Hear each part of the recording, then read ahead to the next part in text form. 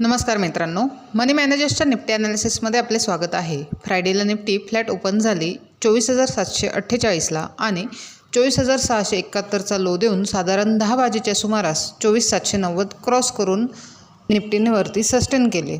त्यानंतर upside move करत 25,029चा हाय दिला आणि 25,000ला क्लोज झाली। आपल्या ॲनालिसिसनुसार 24,790 क्रॉस करून जवळजवळ 240 पॉईंटची मूव्हमेंट दिलेली आहे।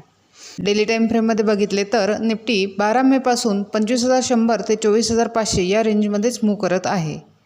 24,400 हा स्ट्रॉंग सपोर्ट असून 25,240 हा एक अपसाईड हडल आहे आणि 25,800 हा मेजर रेझिस्टन्स आहे।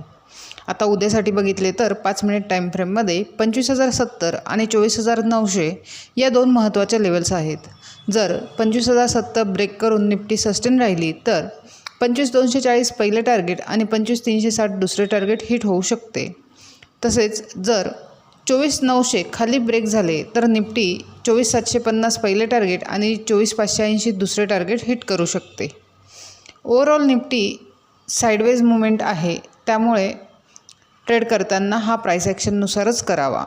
धन्यवाद। अशाच निफ्टीच्या ॲनालिसिससाठी चॅनल सबस्क्राईब करा, तसेच व्हिडिओ लाईक आणि शेअर करा।